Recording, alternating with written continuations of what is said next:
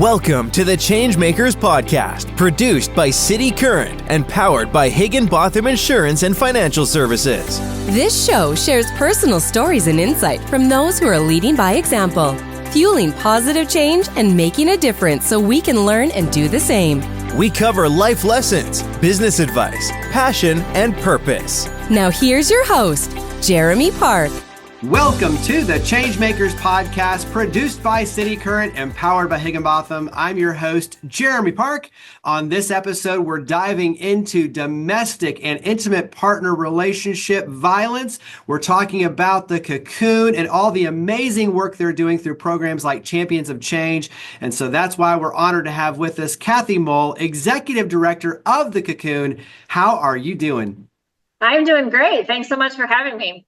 Well, you are a change maker, and we're going to be diving into some very important topics centered around domestic and sexual violence, talking about helping survivors, but also, too, talking about a very innovative program, Champions of Change, where you're stepping into the workplace and helping employees. And so we have a lot to dive into, but let's start by getting to know you personally. Give us some of your background, where you grew up, talk about your childhood and some lessons learned. So give us some background on where you grew up. So yeah, thank you for sharing. So I'm actually from a small town in Ohio. So most folks are probably familiar with Cleveland, which would kind of be the big city. And that I was we're probably about 45 minutes from Cleveland. So it's a very small town called Wadsworth. And it was really kind of your traditional small town that I grew up in. Everybody knew everybody, right? We all knew everybody's business that was, happening in the small town. And so there were a lot of great things about growing up in a town like that, right? Like you learn the lessons of, the importance of taking care of each other, right? The importance of, sort of neighborly love, right? For like a lack of a better term. And so, really growing up in that sort of small knit community. I think that the other thing that you learn from growing up in a small knit community is you learn all of the other things that go on in people's homes that aren't always necessarily the best, right? I think we all like to think, that everybody is in a space where they have enough food to eat, they have a roof over their head, they're safe at home, they're all of those things. And thankfully, for a lot of us, that's the case. But I think, you also learn that isn't the case for everybody. And so, there was really, growing up in that environment, really helped to shape sort of those values of, how can we continue to create communities that care about one another and take care of each other. Talk about any siblings, talk about your parents and their career paths. Sure. Yeah. So I have a younger sister. So it was just the two of us growing up. She took a totally different path. So I'm a social worker by background. So I really kind of, I think, embodied those ideas of, wanting to support and help other people. She does marketing, which is a very important thing to do. But I tell her all the time, I do not understand your world, right? And it's interesting because, as becoming a director of an agency, I've had to kind of dabble in all of those kinds of things. And so I've come to appreciate the importance of what marketers do. But I'm like, oh, you live kind of in an island all on your own. Like, I don't really understand too much of that. So it was just the two. I mean, sibling wise, it was just the two of us growing up. My mom was an incredible stay-at-home mom. So that was, she originally had a degree in psychology. And so I think that's probably where I get my drive from. But then I think she had some kids and she was like, you know what, this is what was meant for me. And she's spot on. She was like the best stay-at-home mom that you could have. So I think that she found the right career path for her. And then kind of interestingly, my father is a businessman. So he worked for a lot of different companies and corporations and was sales and, engineering and all of those kinds of things. So it's almost like we were kind of like two separate, groups of people that came together as one, as a family, but it works for us. So it's a great, I feel very fortunate that I grew up in a home, that had the kind of support and care that I know sometimes the families that we see don't have the same thing. So, yeah. Well, it's interesting too when you look at just the commonalities, you and your mother, and then your sister and your father, right? Mhm. Like, so from a business and marketing and sales kind of relationship side, and then a different type of relationship in terms of community between you and your mom. So, did that play out at all, or is that just kind of like, just an outside looking in, like, oh, that's kind of a nice little tie-in? Yeah, it did a little bit. Like it was because you can tell kind of how we just sort of drew to each other, right? Do you know what I mean? And it would make for interesting like conversations, and even now, like as adults, right? It makes for some pretty interesting conversation.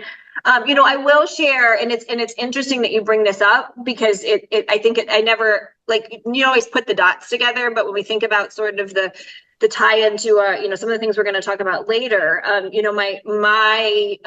my father, being a very successful businessman in the corporate world, for a long time really struggled to understand the work that social workers do, right? Like, and so, it's like, oh, you just like hold hands with people, or you just, you know what I mean? And I'm like, oh, there's so much more to that. But I think it was really hard for him. It's just as much as I talked about, it's really hard for me to wrap my head around what my sister does as a marketer, because I'm like, how did you see that? I never would have seen that vision, or I never would have put those words together, or, I think similar to him, you know what I mean? It was kind of like, I don't really get what you do. Like, I understand the importance again of like taking care of people and wanting to, but like as a profession, like that it was hard for him to wrap his head around the significance of that.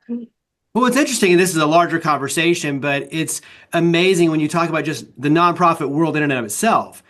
There's so many who have no clue, really, like, the value, how it works, the operational, like that you are running a business really in terms of social good and impact. And, so there's a lot of just misperceptions, misconceptions, like whatever you want to say around just the nonprofit world in general. I think that business leaders especially are starting to better understand, but still there's just a lot that I think needs to be better explained in terms of all the amazing things that nonprofits do and how you operate, and which that's a whole other conversation, but yeah. Right. Yeah. So talk about maybe one, like when you look back on your childhood, one favorite tradition, something that stands out to you that brings a smile to your face. And that can be, around a holiday or something special that you all, would traditionally do.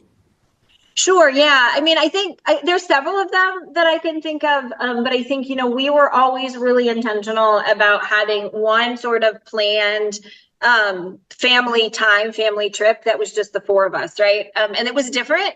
Sometimes we would do larger trips. But sometimes they would be just smaller things, day trips or, like weekend trips, right? Like those things that you can do.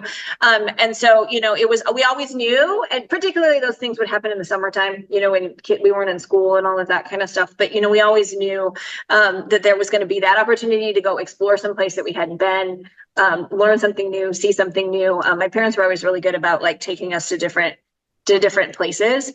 And so that has always kind of stuck with me so much to that is a tradition we've carried on with my son, is that, like we try to do the same thing. And so that's always held a special place in my heart. Is there any sort of, common saying that your parents would say, things that you're like, back then as a child, you're like, oh, here we go again. It's mom and dad, saying this or giving me this quote or, lecture. And then all of a sudden now you find yourself like, oh, wow, I'm either saying the same things or I'm now, thinking the same way. Yeah, it's funny because I think we all say this, like, oh, I'm never going to do that when I have kids. Right. And then you have kids and then you find yourself doing some of those same things. So, yeah, it's interesting. I don't know that I would pinpoint like one thing when you say that. Like, I don't know that there's one thing that comes to mind. But I do think one of the things that I have learned and that I know that I didn't appreciate, and I think it's the same thing for most of us, is like how much my parents knew and instilled in me that I didn't get. Right at the time, that I was like, I don't understand why this is important, or I don't understand why I need to know that, or I don't understand why I need to do this, right? Like, even just like the small ways that we would give back in the community and we would volunteer, right? Like that was just like, but now when I look at that now, I'm like, okay, there was a reason why. Do you know what I mean? Our parents are smarter than we think they are, when we're younger. And so I think it was more of that, of just kind of the way that the way the expectations were set for us, and we knew that seemed just sort of normal to us, and maybe wasn't the same things that happens for everybody, right? So yeah.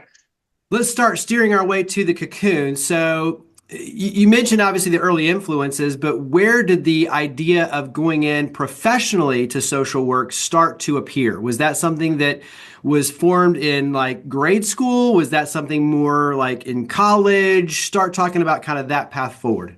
Yeah, absolutely. So the idea of social work didn't really happen until I was a couple of years into college. But really the idea had been there since I was a teenager. So, the more that I was aware of what was happening, mostly with my peers when I was in high school. And again, I kind of talked about, living in a small town where we sort of knew a lot about each other. I recognized and realized that there were a lot of people that I knew that were experiencing either abusive relationships or unhealthy relationships. But we didn't, I mean, that was 20 something, 25, almost, oh my gosh, at this point, probably almost 30 years ago. Oh, don't talk about how old I am. But it wasn't a household conversation. It wasn't talked about. I don't remember sitting in a classroom and we talked about healthy and unhealthy relationships and, domestic violence and all of those kinds of things. And so I knew then that there had to be a better way. Like there had to be a way to create spaces where people could talk about what they were experiencing, and there had to be a better way to get people help. But that was, I was probably, again, it was a teenager and I didn't really know what to do with that thought, but it was there. And so fast forward, I went to college and decided that I was going to be an education major. And so I started my path being an education major, and I was like, okay, this isn't really for me. I really want to work with survivors of violence, but there's no degree in survivors of violence, right? Like you don't sign up and say, okay, this is what I want to do, right? So I started asking around and I kept getting pointed to social work. Like everybody kept saying, you need to be a social worker. And I kept saying, I don't want to be a social worker because the only vision that I had of being a social worker was children's services. And so I was like, I don't want to go and take kids from their homes. That's not what I want to do, right? And so it took a while for people to really enlighten me that social work is so much more than that. And so, as I was able to learn more about what social workers truly do and their place in the world, and all of the plethora of different things that I could do as a social worker, including working with survivors of violence, I was like, all right, this is it. This is my space and my thing. How do you define social work then? So when you talk about the definition of a social worker, here's your chance. How would you define a social worker? Yeah, a social worker to me is really somebody who is there to walk alongside individuals in their time of need and be the one to open doors and to provide support in a safe space. And so that can look different, for everybody in every space. But to me, that's really truly what it is that, a lot of times as an individual, I might be having a problem that I'm trying to solve. I might have a crisis in my home. It could be a medical crisis. It could be, a financial crisis. It could be violence, which is what we work at through the Cocoon. There's so many things that could be happening to us, and we don't always even just know where to turn. Right. And so, social workers' role is really to be that person who can open the doors and provide support and create community for people as they navigate through sometimes what can be the toughest times of their lives. We'll definitely switch over and talk about the Cocoon right after this, but touch on, you mentioned obviously there's not a degree to go down this path, but when you talk about specialized training for you and your team, and where I'm going with this is, you are one of a very small number of individuals to complete the Advocacy Learning Center course through Praxis International. And so when you talk about really specializing and going in at a much deeper level, obviously that's what you and your team have done. So talk about the training and the expertise that goes into this, and then we'll switch over and talk about the Cocoon. Yeah, absolutely. Our field as a whole is driven by best practices that actually come out of Praxis International, which is in Minnesota. And so are kind of what we consider to be the founders of the current way that we support survivors of domestic and sexual violence come out of that program. And so that is where I am a product of one of their training courses. So what you mentioned is that there's a very small, like you said, a little over 250 of us ever who graduated from that program, that then allows us to take all of that best practice and research and knowledge that we've learned in supporting survivors over the years and drill that down into our local organizations. That being said, we are really intentional about training all advocates, which is what we call individuals who work with survivors, in a very intensive training process, that we before we give them the opportunity to actually work and support survivors in the community, because what we know is that the assistance that they need, one is very specialized, and two, where our whole goal is to mitigate safety risks, and so we need to know what we're doing, for lack of a better term, right, before we then try to support somebody, and don't want to do anything that's going to put them in more harm's way. So all of our staff go through a 55-hour training process before they even start their advocacy journey with us, which really tries to take all of those things and wrap it up and give them the best tools that we can, to ultimately give survivors the best opportunities to find safety and healing. So go ahead and dive into the Cocoon, because on your end, you've been with the Cocoon for a long time, and you started as program director and then obviously now executive director, and you've been in that role for a long time as well. And so talk about the Cocoon and talk about stepping into the Cocoon. Yeah, absolutely. So really exciting for us. We will be celebrating 20 years this year of providing services to, so we're located in Wood County, Ohio. If anybody knows Bowling Green State University, they're right in our backyard, actually right behind me. And so we've been here going on 20 years of providing support and services to survivors of domestic and sexual violence. When you talk about small town, it's kind of interesting. I went from one small town to another small town. When we talk about the demographics or the dynamics of Wood County, we're very rural. We are actually the largest county in the state of Ohio square footage wise, but we're not very densely populated. So we're pretty spread out. We're pretty rural, and we have very much a small town feel, a lot of farming community, all of those kinds of things. And so prior to us opening the doors, there was really no resources here for survivors of domestic and sexual violence. There were a couple of hotlines and some services and those kinds of things. And so we really, there was a group of folks that really felt like it was important to do better for survivors in our community. And then unfortunately, now we're probably going on about 21, 22 years ago, we had 4 domestic violence homicides that occurred right back to back. And so you can imagine how that rocks a small community, and it kind of took away this doesn't happen here, or we don't need these kinds of resources here. And so, as tragic, and we can never take away the tragedy or the loss or the heartache for the families that lost a loved one, that also was finally the door open to say, okay, we hear you. We need to do better for people in our community. And so we opened up an emergency shelter 20 years ago, and we've grown incredibly, in my opinion, since then, to really continue to, hear survivors' needs, break down the barriers for survivors in accessing services, but also breaking down all the barriers that survivors find in getting safety and healing for themselves and their families. And so we've really continued to expand and grow the services that we provide in the community since then. Talk about how pervasive domestic and sexual violence is, and you can take that from a national lens or more of a local lens, but talk about how pervasive it is. And when you look at, something that impacts all races, religions, socioeconomic levels, the fact that this really permeates, and is so pervasive across the community and across all different sides of our community, it's very alarming. So talk about, kind of that side of it and where we are in this place. So obviously with the pandemic and what happened there, are the trends better, worse? Go ahead and kind of put your pulse on it. Yeah.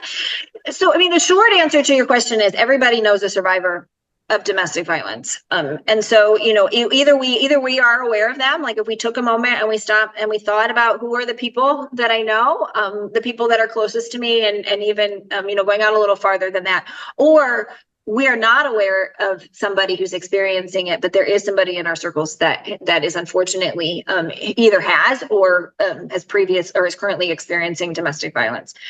So what we know is, and these are reported numbers, we know that 1 in 4 women will experience domestic violence in their lifetime, and 1 in 7 men will experience domestic violence in their lifetime. So again, think about how many people you know, and you can do the math, right?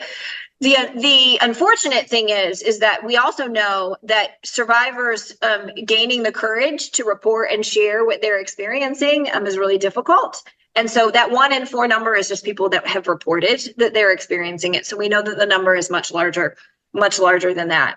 Unfortunately, what we also know is that every 9 seconds in our country, a victim of domestic violence is experiencing physical abuse. So again, I mean, how many 9 seconds, right, have we been sitting here having this conversation? So all of that to say that the numbers, unfortunately, are very large and very, I think, staggering for a lot of us to think about the pervasiveness of domestic violence in our communities. In our little local county, right? So talking again about, how small we are. I mean, we serve an average of 850 to 900 survivors a year. And that's just right here locally. And so, in places that are larger than us, clearly programs are going to see much larger requests for service or people who are reaching out for assistance. And so, our goal is always to make sure that everybody gets access to the services that they need when they need them, but also to really be working to prevent violence from occurring in the first place.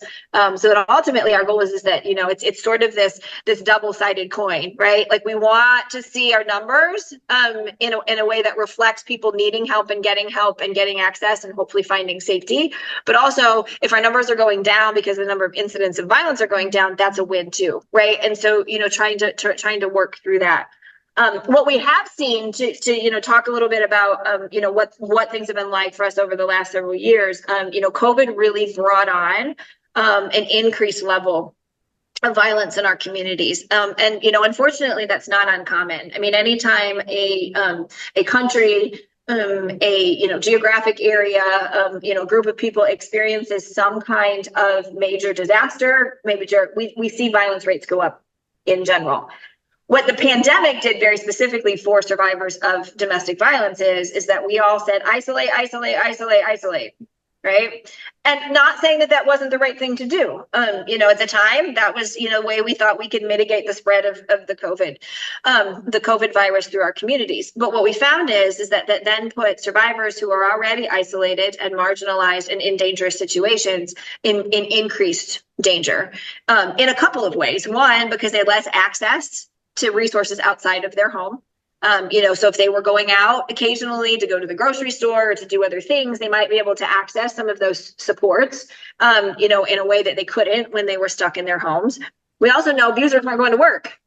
And so the relief that I might have got when my abuser left the house for a little while, I was no longer getting that relief because they were probably working from home or they were laid off, right? I mean, unfortunately, a lot of people lost employment during the kind of the height of the pandemic. And what we also saw is that, abusers felt less need to hide what they were doing because there were less eyes on what was happening. So, the hope would be is that, if I ended up with a black eye or a bruise or something, and then I went to work or I went to, someplace where people knew me, they would start asking questions, right? Well, nobody was looking because I was, we were all, kind of in our own spaces. And so we saw this heightened level of violence occurring for survivors. We saw it harder for them to access services. Not only did we see it in the domestic violence space, but we saw it in the child abuse space. I mean, if you look at any organizations that serve children that are being abused, the numbers went down. The reported numbers went down during COVID. It wasn't because there was less child abuse, but kids weren't going to school, right? There was less of this opportunity for children to share what was happening for them. And so our calls specifically in 2020 went up in 1 month, 40% in people reaching out and asking for help. And so thankfully, where we are today, we've seen some of those numbers come down. I think we're seeing a little bit of the level of violence coming down. But what we are finding is that the healing process is more intensive and is longer for survivors than it was kind of pre-2020. And so that right now, where we're sitting right now, is sort of this more intensive support that we're finding that survivors need, both emotionally, physically, and financially, to try to get back on their feet. Let's talk about one of the programs, because I think what's interesting is when you talk about, okay, how do we help? How do we help the community? How do we get people out and really better understand, one, that the Cocoon is a resource, but two is like, how do we get on the front end of this to prevent domestic and sexual violence? When you look at the workplace, it's a really powerful opportunity to go in, because employees, typically companies, you deal with the professional development, but the personal side of what people are dealing with. And so I love the fact that you've now figured out a way to partner with companies to bring workshops and resources and information into the workplace to really help create safe workplaces, but create those relationships that can carry out into the homes to prevent sexual and domestic violence. And so talk about that, because you and I originally met through University of Toledo, the Doing Right Spotlight. It's a big event tied to an initiative that you will talk all about with Principal Business Enterprises. But talk about Champions of Change. Talk about the work of stepping in and working with companies. Yeah, absolutely. And a big shout out. So I'm a University of Toledo alumni, so I have to give my shout out to them. So I'm excited that they are doing that program and spotlighting the good that's happening in our community. So I had to get that in there real quick. So yeah, our Champions of Change program is really it's one of our newest what we call innovative programs, and it really is about partnering with the community to help us support survivors that are in our community. I mean, one of the things that we talk about is really continuing to expand the safety net for survivors in the community, but also being part of the solution, because that's a big piece of the work that we do, is that, we continue to provide, timely services for survivors as they are either experiencing violence or really in the aftermath of violence. But ultimately, the conversation needs to be around, how do we prevent it from occurring in the first place? And at Cocoon, we cannot do that alone. I mean, the only way that we can really truly create safe communities is with the support of the community around us. And the Champions of Change program is really a product of that. And how do we all come together for the greater good of the community and say, we're here for survivors, and we're going to create this opportunity for survivors to find safety. And we're also going to send a message in our community that we don't tolerate domestic and sexual violence happening here. And that's truly what the Champions of Change program is designed to do. We developed, after recognizing that employers needed a space to have these conversations and to support their employees. And what we also know is that survivors, one, as I was talking about earlier, need a safe place to go to get help and resources, because Cocoon's hotline number is not usually the first place that people call. The National Domestic Violence Hotline is not usually the first place that people call. They tell somebody they know. They tell a friend, a family member, a coworker, somebody to say, this is happening and I don't know what to do. And then we're reliant on those folks to then say, I'm so glad you told me. Let me get you connected with somebody who can probably help you, understand your options and talk about where we go from here. And so we know that employers are intended to be safe places for survivors. What we also know is that survivors are losing their jobs at alarming rates because of what they're experiencing at home, because either they are not able to effectively carry out their responsibilities in the workplace because they're worried about what's going on at home, the effects of what's going on at home, or an abuser is bringing their chaos and their abuse to the workplace, and an employer is like, thank you, but no thank you. I've got a business to run. I can't manage that and effectively do what I need to do to keep my business running smoothly. So the Champions of Change programs allows businesses the opportunity to partner with the Cocoon to say, we see this, we hear you, we want to be the best support that we can be, and how can we collectively come together and provide that opportunity? And so what we bring to the table is having a conversation around, what does domestic and sexual violence look like? How could it potentially be impacting your employees? What are some of the behaviors and the things that you may see in your employees that potentially could be related to experiencing violence at home.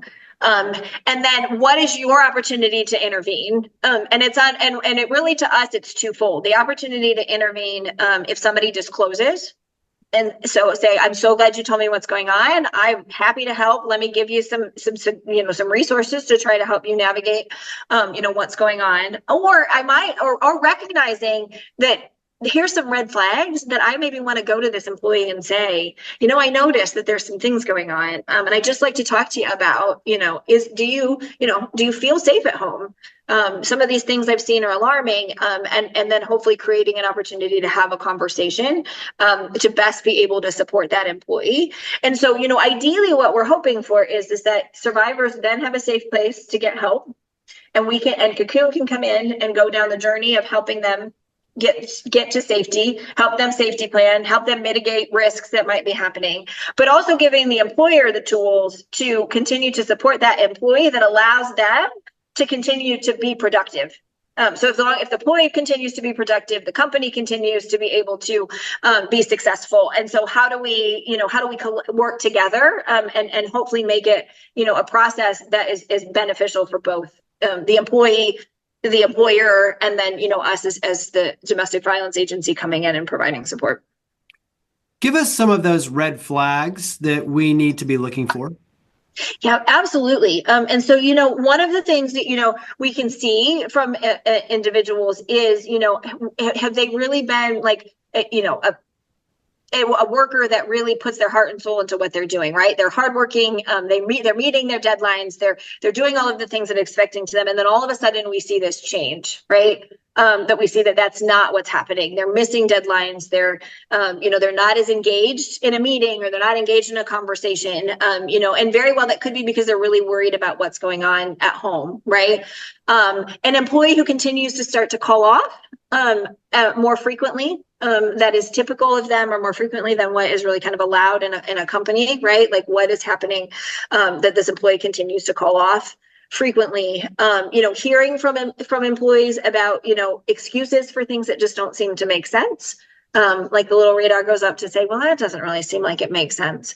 Employees who tend to, either be consistently late, or like, got it, booking it out the door kind of as quickly as their shift or their roles and responsibilities end for the day. Those can be some things that we can see that are red flags. Even just sometimes the demeanor, right? Like having an employee who's coming in who just seems much more somber, seems distracted. The obvious things that we can look for, which is signs of physical abuse, right? Those kinds of things.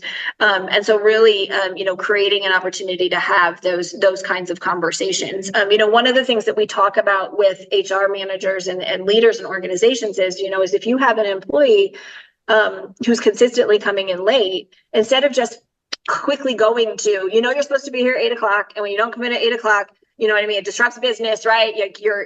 Is to say, talk to me a little bit about like, what is the reason that you can't get here at 8:00 in the morning, right?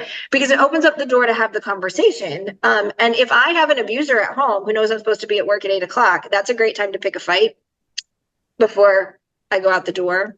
That's a great time to hide the car keys and make me hunt around the house and look for them, right? Because ultimately an abuser's goal is to sabotage employment, because the more financially stable I am, the more resources I have to leave an abusive environment, right? But if I don't have the financial resources, so it opens up that conversation. And then to say, okay, now that I know this, what as an employer can I offer to you that we can meet in the middle? Right? Like that, we're going to have a little bit more grace for some of these things. Or we talk about like, how do we change schedules, right? If I don't have to work from 8 to 4 every day, if I have an abuser that I'm concerned about is going to be sitting in the parking lot or is going to sabotage my schedule, if my schedule is different every day, then it's really hard for the abuser to figure out what that is, right? So giving employers those tools to engage in the conversation and then problem solve, that's within the limits of what a company can offer, to still again make sure that business is getting done, but also we're supporting our employees. Give me something that you've learned kind of on the business side. So on the Cocoon side, when you think about rolling this program out, getting the feedback, fine tuning it, and then obviously starting to scale this and open up the floodgates to, be able to help and equip more companies and more employees and individuals. What's something that you've learned in this process that, has been kind of like an aha moment, or something that's like, oh, this is something that I'm glad that we made this tweak, and that, we can share it as words of encouragement for others that want to do something similar? Yeah, I would say there's a couple of things that we've learned in this process. One is that it's really important for the process to be a partnership between the advocacy organization and the business or the organization that's asking for the support, because every organization and business is different. The way they function is different, and their culture is different, right? And so, we really start the conversation by saying, I'm so glad you're interested in this. Let's sit down and figure out what do you want to accomplish? Like, what's your end goal? And then how do we tailor our programming to meet that end goal? So that partnership is really important. I think the other thing is that sometimes employers are reluctant to engage in these kinds of conversations or to start these kinds of programs because they don't want to send a message of, well, this is not a safe place to work, right? Or, we have a problem that now we have to go in and fix. It really is the opposite of that. It's about being proactive, which is why we call the program Champions of Change, right? We know if we go back to 1 in 4 women are experiencing domestic violence, that's 1 in 4 women that are in the workforce, right? Like, look at your employees and you know that 1 in 4 of them is experiencing domestic violence. It's already there. And so changing the narrative to say, we recognize that this could be something that our employees are experiencing, and we want to be proactive in creating these cultures that support individuals in our community, not the other way around, where we're identifying a problem that exists that is maybe going to put us not in the most positive light, right? I think those are some things from just a beginning standpoint. The other thing that I think is really critical about this program and what we've learned and designed is that the conversations, once somebody signed on to be a champion of change, that the conversations and the trainings and the education start with the leadership and the HR folks. And so, most of the time what happens is that we, businesses get really excited and they're like, I want you to come in and I want you to talk to all my employees and I want you to set up a table and I want you to put up your signs and I want you to do all of those things. And yes, we're going to do all of those things. But what I can promise you is that if we do that, immediately after we have that conversation, somebody's going to their supervisor, somebody's going to HR, and they're saying, I'm so glad that you brought those people in. I'm afraid to go home tonight. And you now have an HR person or a supervisor who is like, oh, I don't know what to say. I always call it like big eyes and no words, right? Like, so if we give the HR and the leadership the tools to say, when somebody discloses to you, here's some words to use, here's some language to use, here's some ways that you can start the conversation, then we've set up this whole process of everybody being able to create that safety net. And so those are the things that I think for us have been really important. I will also say, we've been really excited about the fact that PBE, who you mentioned earlier, that really the significance that it is made in their workplace culture from both a we care about our employees standpoint, and we have created another opportunity for survivors in our community to get help, has really been a pretty transformational, I think, for both the community and the businesses that have signed on to be champions of change. What's really interesting is even going back to the conversation about your father and then business leaders not understanding the work that nonprofits do, or, we talk about the social good, the ripple impact for the Cocoon. You're literally stepping into businesses and showing them, here's exactly like how we can help, not only the employees, but help you as a business. And I think that's a really powerful underpinning. Carry that into how this work has really transformed your lens for yourself, your ability to be a change maker, but also when you look at, your role as executive director for the Cocoon, how you can really create a ripple impact in the community. So how has this work transformed your view of yourself and obviously of social work? Yeah, so excellent question. So if you'd have asked me probably even 10, 15 years ago, if I was going to be the executive director of an agency, I would have told you absolutely not. I am a social worker through and through. And so, it took me a long time, my journey, to get to the place that social work is what I needed. But everything that I do, even as the agency director, is from the lens of a social worker. And so it's people first all the time, right? So what do we do? People first. And then everything else to me then follows from that lens, if we think about it from that way. And so that's employees first, right? And that doesn't mean, and again, it's going back to this thing, right? At the end of the day, we have a business to run. And I appreciate what you were saying earlier. I think that people lose sight of the fact that nonprofits are businesses. Right. At the end of the day, that's what we do. We just have a different lens of how we, how we carry out our services and our product into the community. Right. So that doesn't mean that comes above all else. Right. But if we start there, then we see the investment in the business and in the organization, which ultimately makes us successful. And so I think that really, for me, I have been blessed for doing this work for over 20 years now. And every single survivor that I've met with has made an impact on me. And the honor that I feel that a survivor is willing to disclose to a stranger the most detrimental and probably darkest times in their lives, that still comes to this day. And we didn't even, there's a whole nother conversation about this, right? But we still come to this day, comes with a lot of stigma and shame.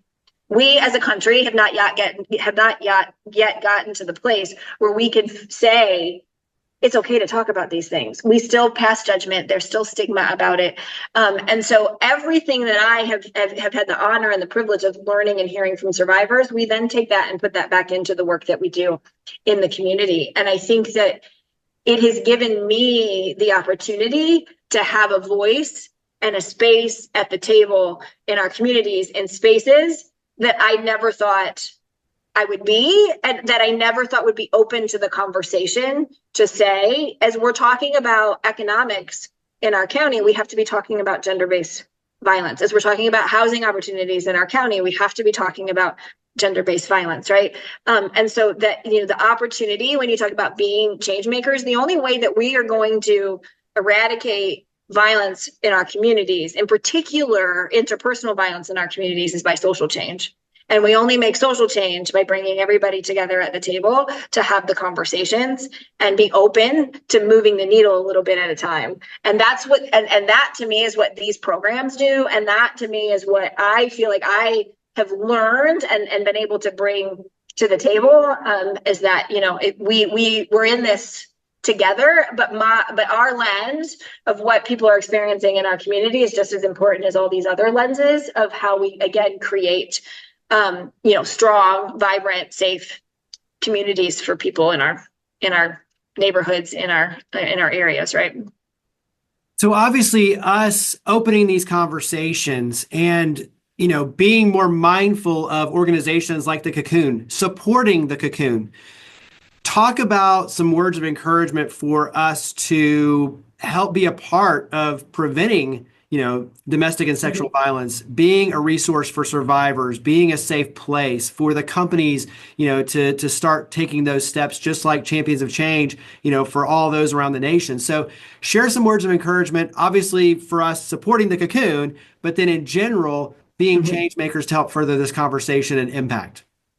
Yep, absolutely. So, if you're in our area or our neck of the woods, and even if you aren't, we will take your support. And so all day, that if that's something that is important to you, it's something that you feel moved to do, we will definitely do that. I would say at the same time, learn who your local programs are in your area. Most areas have a domestic violence program, a rape crisis center that's working on the ground to support survivors in your community. So learn who those are. I will also say, learn where your deserts are. So, as an example, Ohio has 88 counties. We only have 76 domestic violence programs, right? So that every county in Ohio does not have a domestic violence program. It's going to be true in every state across our country. So learn where your resources are, learn where your resources aren't, to be part of that conversation about how do we bridge those gaps? How do we create those resources for people in our community that don't have easy access to them? But then recognizing that, we all can do something. And I think that is the thing that sometimes becomes a barrier to us, is that, it's not that we don't want to support survivors in our community. It's not that we don't want to be helpful. It's not that we don't want to intervene when we see something happening, but we don't know how. And there are so many different ways that you can be part of that change. Giving financially to those organizations that are in your area is a large way to make change, because it allows them to continue to do the work that they do. Our services that we provide at Cocoon are provided at absolutely no cost, no matter how little or how much survivors utilize our resources, because finances can be a barrier. That is true for probably most programs across the country. Volunteer your time. There are all kinds of ways that programs like ours can use support, from giving of time. So financially is not something you can do, but you have a talent, you have hours to give your time to those local organizations, and then be a connector. And when I say that, sometimes it's about connecting the right people in the right place in the right room to make the conversations and to make the change, right? Sometimes it's about just opening the door to say, I'm a safe person. This is a safe place. If you need to talk about something, if you want to share something, I'm more than happy to listen. And then I can point you in the direction of getting you the help. You don't have to be the one to do the help, but you can be the one, again, to be the connector to get people to the help. And so creating opportunities to open those doors. Again, whether you're an employer, whether you're in a church, or some kind of other religious or spiritual organization, whether you're an educational institution, whether you're part of a service club, right? There are all these places where we can create the opportunity to say, let's have a conversation. I'm a safe person to be that connector. And then we always say, as part of our prevention program, if you see something, say something. And there's all kinds of ways that you can do that. There's a lot of information that you can find out about different ways that you can be, again, part of that solution. But there's always something that we can do. And so, really thinking about where you feel most aligned in supporting survivors. But most importantly, being that safe space for survivors to reach out and get the help that they need. Great stuff. Extremely helpful. Let's switch over and do a lightning round as we wrap up. And so, short questions, short answers. What do you like to do to relax? Outdoors. I was just telling you today, we have an ice storm out there, so maybe not so much today, but anything outdoors. So I like to be out in the warmth of the sunshine. You mentioned, the short breaks and the vacations and the trips. So what's a go-to spot for a favorite vacation spot outside of your area? So we have a great park. It's called Dillon Park. That's kind of south of us, and it's a great weekend getaway. So you can do a little bit of hiking, a little bit of barbecuing, and then, come back to reality right after that. So, yep. You can name drop if you want for a restaurant, or it could be something you all make at home, but what's a favorite meal? So we have the best Mexican restaurant, El Zarape. So Mexican, if you're Mexican is your thing, I have not found any better Mexican food than the one that's right across the street from me. So when you talk about like a movie, a series, what do you like to watch on TV? So interestingly, Fast and Furious is like my thing. If a groupie is such a thing, Fast and Furious is my thing. I love every single one of them. And I can't even wait for the next one to come out. So that's my thing. Do you like the cars or just the storyline? Like, is it like I like to drive fast and like those sort of cars and races, or is it just like I love the movie and the cast? It's both. So I love fast cars. I love like the, eighth of a mile, right? Like who's going to inch out the next one, right? Whether it's Fast and Furious or whether it's on the street, right? Street racing. I'm just I don't know. It's like sort of my adrenaline junkie kind of thing. But I love the storyline, because the storyline is all about family, and family is who you make family, right? Family doesn't have to be who you are biologically related to. And the underpinning of all of those movies is about the importance of family and togetherness and helping each other. And so both. Nice. When you have visitors come to the area, so putting on your tourism hat, outside of the Mexican restaurant, where else do you like to take them? So yes, food. We have lots of food options. So that is one thing that we do in this area. And there are a lot of really cool county and city parks. And so that's a big thing that we'll do, that we'll take folks to go and visit those things as well. So we're very lucky because Toledo is just north of us. And so there's a lot of opportunities here. So yeah. What's a fun date night for you and your husband? Movie and dinner. And it doesn't matter. It can be any movie, any food, but just movie and dinner. And we're happy with that. Mm. What's something that you've learned from your son? Oh my gosh, so much. My son is the most special human ever. And I'm sure every mom says that, but I have the most special human. He is so intuitive. The most important thing that I think that I have learned from him is that the world is beautiful and you just have to look for it. And that there's good everywhere and in everybody. And I think that's the biggest lesson that he continues to teach me. What's something you've learned from your husband? I would say the biggest thing that I have learned from my husband is how to be the most supportive person to the people who matter the most. He is the first one who's going to pick up the phone if somebody needs help. He's the first one that's going to be there. He needs help. And I could not do what I do if he wasn't the most amazing, supportive human. And so I think that that lesson of, again, right, like we can be there for people, and that's our first calling, right? Is that's the thing that's most important. So I think he's just the most supportive. And then you don't have to get the quote right, but what's a favorite quote or a saying? What's something that inspires you? I would think that probably the quote that I reach to the most is the quote that, that not everybody can do everything, but everybody can do something. And that it just takes one person to change the world. Yeah, that's awesome. It does. It takes one person to change the world. So obviously you're creating your legacy every single day, and you have many, many, many years to come. And, when you look at already the monumental change through the Cocoon and your efforts, extremely impressive how you power the good. But many, many years from now, what do you hope that people say about you and your legacy to make a difference? I want people to know that survivors' stories matter, and that we did that we created a space where survivors' stories mattered, and that if you are in Wood County, Ohio, you know that this is a safe place to be, and that we've listened and we've created opportunities for survivors to find their safety and healing. We'll wrap up with where we can go to carry this conversation forward. So website for the Cocoon, social media, phone number, whatever you want to throw out there. How do we carry this conversation forward?